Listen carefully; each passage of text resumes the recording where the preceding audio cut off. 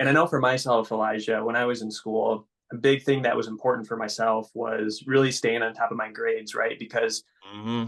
being a student athlete, obviously everybody rolls their eyes when, it happens, but it's like, oh, I'm a student first, then I'm an athlete second, right? Because if I'm not eligible from an academic standpoint, then I'm not going to be able to play, even if I'm the best one on that roster. Hmm. And the schools that I went to, not that it was, oh, half the team, but yeah, there was a fair share of students that definitely struggled with, either showing up to class, turning in assignments, doing all that stuff. And they didn't really feel the weight of it until it actually became a reality, really smacked them in the face. And it was like, oh, well, I probably should have done this 3, 4, 5, 6 months ago when I had the time to kind of start off on a fresh slate and maybe put some, better habits into my day-to-day routine, put some, That's better it. scheduling blocks, you name it. And so for you, I know that you spoke, quite a bit about, academics and working in that space as well. But what are some things that, athletes can proactively do, whether that's, building out a routine, properly scheduling their time in order to make sure that they really have enough say so to the academic side so that they're not stressing about it when, hey, a Yeah. big test comes, or hey, if I don't do well in this test, I might not be able to play this next weekend. First, I want to comment on how you talked about the comparison component within teams, or, like, why is that person getting that when I'm over here?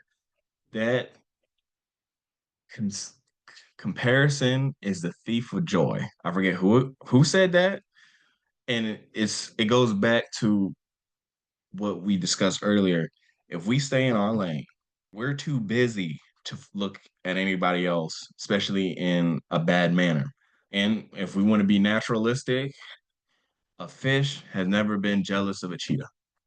That's it. Like, they are built to do different things, even if they are a part of, the world, and maybe, you know, maybe a different ecosystem. But if we cherish what we have, and like you said, be thankful for our giftings, if we shift it to that, no matter how successful someone else is in one area, we're content in being successful in the areas we are.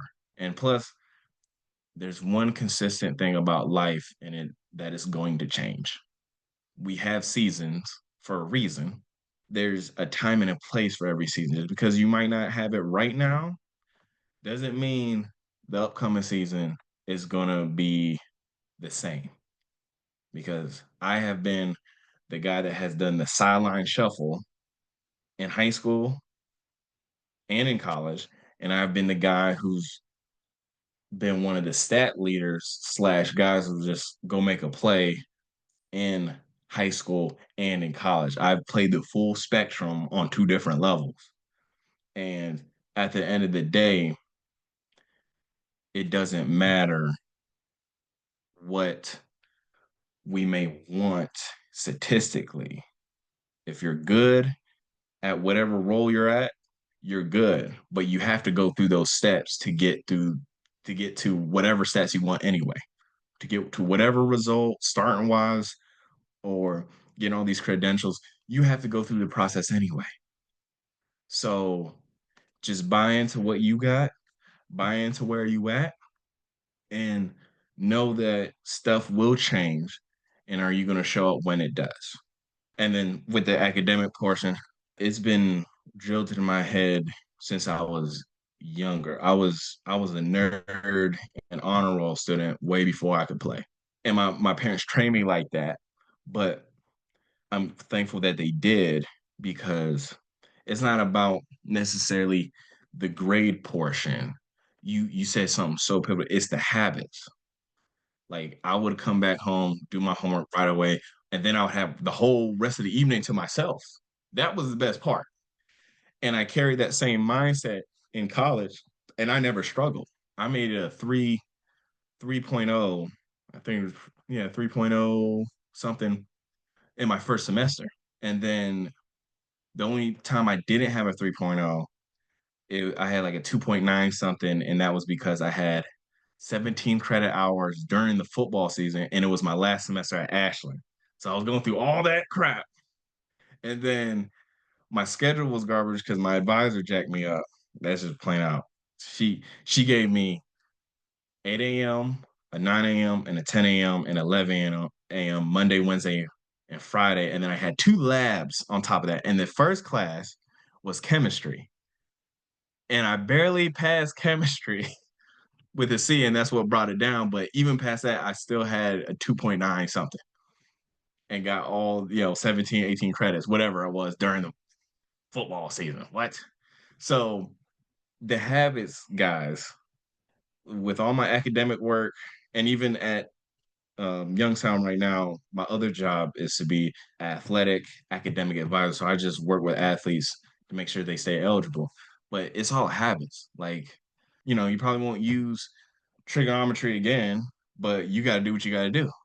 And also with how academics is lined up, if you can learn the basics of reading and writing and how to think critically and break down information after you get it, you can't be duped or tricked easily. Why would you want to be a slave the rest of your life? That's mentally. So, what I mean is, when people tell you in these ads, when people, potential bosses try to tell you all this stuff, or coworkers, or parents, or relationship, when they try to tell you all that stuff, you want to be able to state, to really think of like, okay, I know what I'm getting right now. What does that look like in the future? How does this information can be applied? Is this information, does this help me be successful? And that's all academics gives you to an extent. Like that's all those are the most important skills from school that you need to focus on and to stay diligent with being able to do that in all these different subjects. And that's what made me a successful student. It's like, okay, I would be able to break down stuff and stay with it consistently throughout the week to where, shoot, my last season when I was at Geneva, even though I had all, I was a student, player, and I worked 20 hours a week, I would have all my work done, my academic work done by Thursday night. So I had full 24 plus hours to relax and even focus on the game more. So I was stress free. And even throughout my college years, is like I started doing a paper at least 3 weeks in advance because not only do I know that I'm a slow typer and writer, it's just that I rather chip away at this now. So if something comes up, if somebody gets sick at home, if I get sick, if I travel this week, whatever it may be, if something happens, I already have cushion and most of it done. So you're going to have to pay the price. You just got to decide what habits you want to use and what you're going to pay. You can pay early or you can pay late. I've always decided it's cheaper to pay early because the amount is way smaller. If I can get done with 2 pages out of 8 pages, for a couple weeks straight, that's way better than getting 8 to 10 pages done 12 hours before the due date the night before. So you're going to pay either way, pay early. And those habits, I tell my athletes, those habits are going to catch up with you because the most out of control, doesn't matter how great they are, the most out of control people in their sport have an academic issue because you're not just a student or just an athlete. You're the common denominator. So if you like to get done with things last minute, that's going to be you in all these different situations in a long period of time. So yeah, if you're on your P's and Q's in your sport, but you slack off on academics, when stuff gets stressful, your play is going to suffer. One guy that I worked with last year, he was an incoming freshman. He worked himself into the rotation at safety. And he had, ADHD, all this other stuff. But his biggest thing is that he was academically lazy. And he would give me all this. It's like, oh no, man, I got it. I'm good. I don't need it. Blah, blah, blah. And then in the middle of the season, when he really started playing, he got 2 penalties back to back and one of his only jobs at that time. And I remember I told him, I'm like, pull up that tape. I was like, you see that right there? You see? you said you were sloppy, right? And coach cussed you out. That same stuff is like with your classes. And I told you he was gonna come up. He was like, you know what? You're right.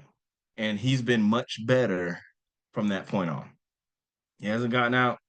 I'm not saying he's an A student now, but his GPA has always been better from that point on because he knows it's going to catch up with you. So, yep, build them habits good, like you said, Josh, and pay early.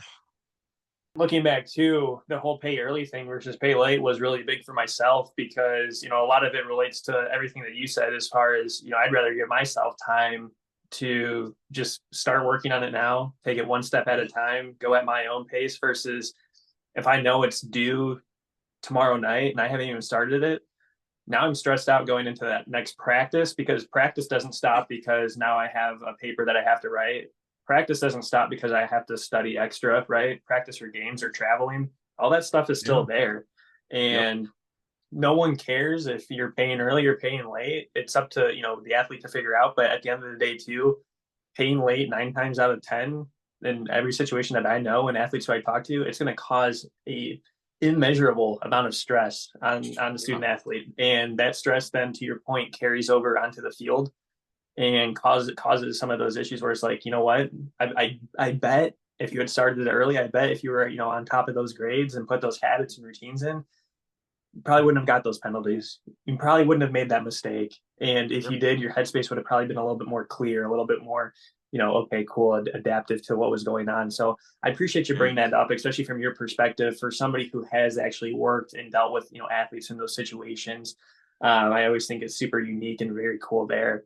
And talking about kind of our last really, really big point, and, probably both of our opinions, but when it comes to mental health, mental performance, sports psychology, to me, that was a thing where it was kind of robbed of my athletic experience. We never had anybody in that field during my 4.5 years at college when I was playing baseball, and I didn't fully understand what any of it was until after I graduated, and I actually did my own research, and I figured out, hey, I probably had quite a bit of performance anxiety. I could literally go back and relate it to, man, now I'm overthinking, XYZ at practice, which then eventually led into this, which led into this. And it was just, constant, almost downfall in a sense. But for me, learning about it has been super proactive because I've learned about all these awesome tools and tricks and things that, I use now as a, just in my day-to-day life. But also too, I mean, I think it's powerful to really try to give athletes tools that we didn't have, we weren't even aware of. And I know nowadays too with social media, right, everybody's on TikTok, they're always scrolling, they're on Instagram, you name it, they're able to see some of this content, some of this materials. But even then, Elijah, there's still a stigma, right, especially for us being male athletes, there's still a stigma around asking out, reaching out for support, waving, putting my hand in the air saying, hi, I need help, right? I think Yeah. that's one of the hardest things for us guys to do, just because we don't like to feel vulnerable, right? Like we like to be the man in that situation, right? Like we want to be seen as the toughest dude, the baddest dude out there, the dude that nothing can get to, right? Nothing's going to rock us to the core, anything like that. But at the end of the day, everybody's got emotions and we have to be able to utilize those to the best of our ability, and we have to make sure that we're doing good on the mental side, putting in enough work there as we are on the physical side, because at the end of the day we can't just say, hey, you know what, we're just going to keep lifting weights and the problem will go away. That, and at least from a mentality standpoint, that's just not Yeah. how it's going to work. So with that overdrawn, laid out kind of emphasis there, where do you see kind of mental health, mental performance really going and shifting in the collegiate scene? And what can we be doing as former athletes in that space to really try and just help out? Oh man, I appreciate you laying it out. And I'm just looking up a note that I took from a seminar that I got here at YSU where basically this clinician from the MAC conference, she said that the second leading cause of death in student athletes is suicide. And this was last year. And I think it's from literally the NCAA.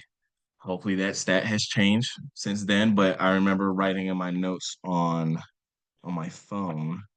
So there is a need for it, and mental health is shifting to addressing these needs. Do I want to say it's for the best reasons? Probably not, because if people are dying and people are quitting, who can make schools money? Who can make teams money? And that's just, that's just how it works. But with people coming out and very much so advocating from themselves and being vulnerable, which is the strongest thing you can do in that regard, it shows that there is a problem. Like, hey, this is on fire. This is on fire. We need a hydrant. We need an extinguisher. Where y'all at? And so, like you said, you're just going lifting weights and doing all this other stuff. It's changing. There's being more jobs. Like even with me, like the jobs that I'm looking for and that I basically wanted to do. They got so many names for it, man. And then there's so many idiosyncrasies with it. Is like, yeah, there's a mental skills coach, there's a mental performance coach, which is like, all right, I'm gonna just help you get over that anxiety for your sport. That's pretty much it. But then there are sports therapists, which kind of like, all right, I want to get into the root so you can be successful all over. And that's kind of where I want to get into. But I do need to know those skill sets for the mental skills coach and all this other stuff. Anyway, it's going there. But as athletes and in sports, it is still a detriment because working and being a professional at a D1 school, the people have it in writing like that we need it, but the culture around it has very varying degrees of acceptance. So we do need to be macho and tough in that regard, but we need to be tougher in letting it out in a proper space. Vulnerability doesn't mean I'm going to tell the whole world at one time. Vulnerability means I'm going to set the belief down that I can do it by myself and I'm going to get some help, whether that's just letting somebody know that I'm hurting or that I just don't got it right now. Because most of what life is going to teach everybody, black, white, male, female, whatever sport, whatever, poor, middle class, rich people can't hide from this, is that life is going to hit you in the mouth and sometimes you're not going to get up quick. Like you're not going to have it together. Take it from me. I had all the like I had all the formula to be successful in a 4 to 5 year straight and to possibly make it in the pros and to get all the statistic goals, but it didn't happen. And I wasn't a knucklehead. I had all my P's and Q's, all the physical and mental abilities, but it just didn't happen. So just because we do all these other things right doesn't mean you're not gonna get hit in the mouth like Mike Tyson said. You gotta you gotta recover.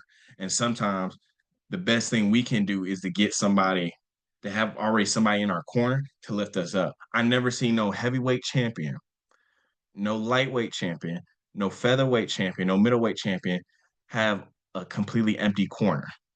They always had coaches, they always had mental performance guys, they always had their wives or their husbands or whatever. They had a corner. Just because we see them in the ring fighting, that's just a symptom of what was put in the dark and all the people that helped them get there. What we see is just a result. So for guys especially brothers of color and brothers of non-color, one is yes, it's seen as a weakness on both sides, but mostly we handle it in the same way and we bury it, and that's a slow death. That's how we get these suicides because a lot of depression and a lot of suicide ideation is feeling so alone, so hopeless that the only way I can escape it is to from breath to escape my body permanently. But the truth is we're not alone and we have that power not to be alone. Because yes, you are going to feel separated. You are going to be in some isolating circumstances, but there is always something and someone that you could reach out to and just say, like, this sucks, or this is bad, or you just go to them and you just sit with them and just cry. Like, do what you gotta do. I know I felt alone when I was going through that depression, anxiety, my last full season at Mount where I couldn't sleep, right? There'd be some nights I'd be so frustrated, there would just be tears running down my face because of how frustrated not only the season is, but I'm like, I can't even get sleep to be prepared of what I need to do. I was so narrowly wired like that at that time, and then sleep deprivation never helps. And I remember calling my dad, and he was that support anchor. He was like, "Son, we've been there. I've been there. It's okay. Just let it go." And that changed everything. And that's what helped me like give it into God's hands and to just relax and just focus on what I could do and not try to conquer the situation on my own. And Josh, in our previous conversation, on top with the ring thing, the lion is the king of that jungle, not because he could do it on his own. It's because he has a pride to each side of him and behind him.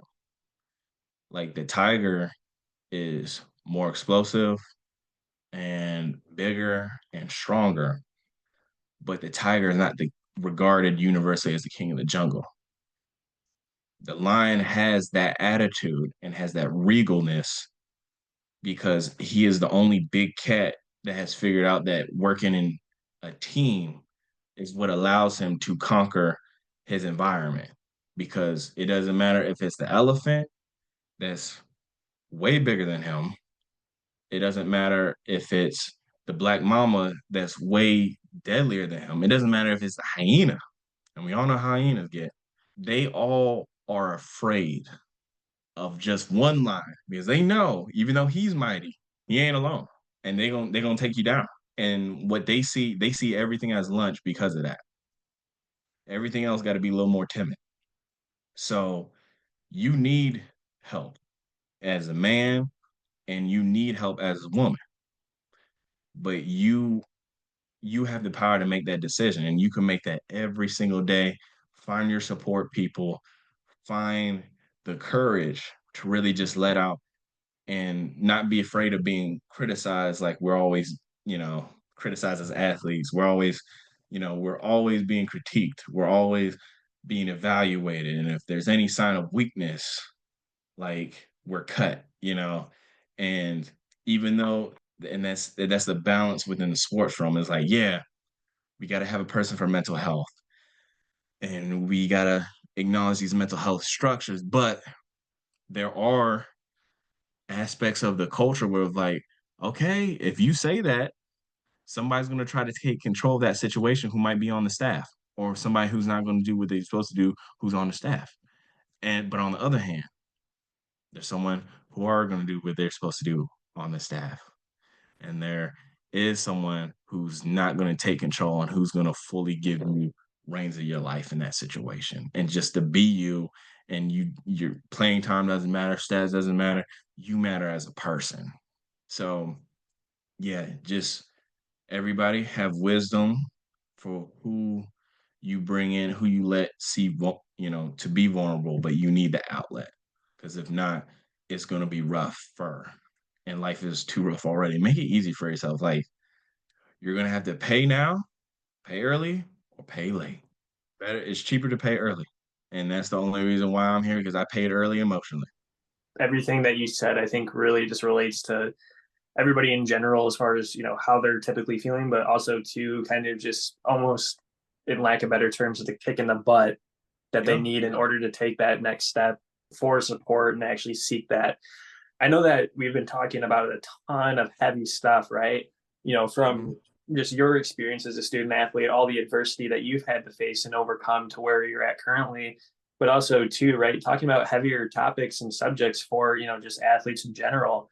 But I always love to try and, towards the end of our conversation, try and shift it towards something a little bit more, fun, right? A little bit more bright Yeah. and positive. And so my best example of trying to do that is really talking to athletes, whether it's current or former, about some of their favorite moments and memories during their time playing. And for myself, right, some of that's highlighted on the field, but also too some of that's highlighted off the field with some of those teammates and friends that you made that it's like, man, like that guy was the funniest guy ever. Cause I remember a time when we did this, and next thing you know, you're talking for 30 minutes about it, right? For you, Elijah, what were some of those moments like for you? In high school, the best game I ever played, it was the second to last game of my career. And my high school career was crazy in of itself because if it was up to the coaches, I would not be here. My dad helped me get into school on a full scholarship. And I only really played my last year because of biases. And with that being said, my 12th game was the playoff semifinal. I got like 2.5 sacks. And it was crazy because like I forgot my knee pads too, and it was just like it was super cold. We had to bring out the heaters to put your hands at, and I remember celebrating with my teammate getting the 1 sack before halftime, and like we jumped up and we hit each other's shoulder pads in the air, and just having that game that like that we were supposed to lose. That's how it was. That team where it's like, yeah, they weren't flashy, but they weren't going to make mistakes, and we were just better in that moment at that day. Any other day, I don't know, but it was great to show up like that despite adversity. And then in college, game wise, oh gosh, and this is like all encompassing thing. My At Geneva, we haven't won a game yet. It was the fifth game. So we lost four back to back, and I'm coming off of two teams that's used to winning. I'm like, oh, I knew he was gonna bite the bullet a little bit, but man, we can't win a game. I was like, man, geez, we can beat by like 20, at least. But you know what? It was in my thing. That's what also made the adjustment hard. But I remember, yeah, I got like 2.5 TFL, so tackles for loss, like behind the line of scrimmage, and we were supposed to lose that game pretty bad too. And we got like a couple fumbles, but yeah, I had a good game with that. All my family came, and then my brother, who's not, we're not blood brothers, but we grew up since we know each other since diapers. Him and his wife came from down south, and they called me last minute, and they ended up making it, and they saw all that, and we got to hang out afterwards, and just that moment, man, of just like, man, it's euphoric. You just feel on top of the world, but then thankful at the same time. Is like, man, this is real. I know it can't last forever, but this is real, and this is what it's all about. It's not even having like a good game sometimes. It's just like you taking advantage of the opportunity, and everybody come out healthy, and you enjoy it with your loved ones. That's the amazing part. And the one last one that stuck out, this is a pretty good like nail biter moment that stuck out. It was same season at Geneva. This was like I think the game after the homecoming game, after our first win of that season. We played on grass, which is tough. And we were getting our behinds kicked a little bit, and we needed to stop. And I just remember, you know, getting off the guy that was blocking me, and I just be like, my knee was hurting at this point. 6 games, trying to keep the swelling down. Like my kneecap literally looked like it was about to have like when those aliens burst through it from the movie. And I remember beelining him, diving with all faith, just hanging loose, and I tripped up his foot, and I didn't even know if he went down or not because I was like rolling, and I just left it all out there. He ended up tripping up, and the pass was incomplete, and we got off the field because like I got up. And I was like, I saw him on the ground. I was like, wait a minute. Oh shoot. And then I see my defensive coordinator, well, like he's like, that Burch. I was flexing, that's it. Go. And then everybody was and it was like one of the good plays that we had of the game. And even my head coach was like, I don't know how that wasn't a sack, but you know what, 99, great job. That's what I'm talking about. And that was just cool. You know, just showing up in that moment and not knowing what is going on. So yeah, those three memories stick out to me, you know, in from that question. Yeah. Awesome. No, I appreciate you sharing that too, because honestly, my favorite thing on these conversations is just hearing the smile, hearing the athletes really relive it, what seems play by play, right? Hearing Yeah.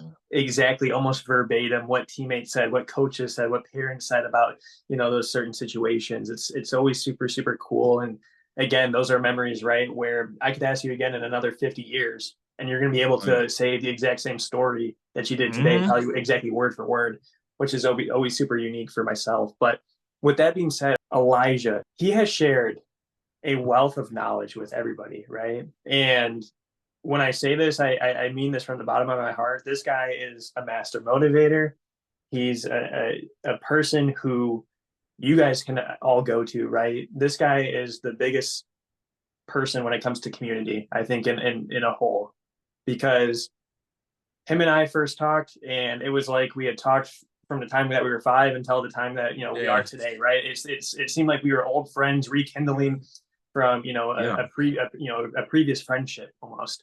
Yeah. And this guy makes you feel like you're at home. This guy makes you feel like you're talking to an old friend, you name it. And I can't thank Elijah enough, not only for his time today, but for his commitment to athletes in general. Because trust me, guys out there, there's not a ton of people who are super committed to athletes for the right thing and are actually trying to do that from a proactive approach. And also, too, even lesser is people who've actually been there and been in your guys' shoes and who can relate to you one on one. And so, obviously, Elijah is going down the path right now with education, and he's going to be able to positively impact so many lives. It's going to be awesome to see. Obviously, we're going to be able to see that growth as well.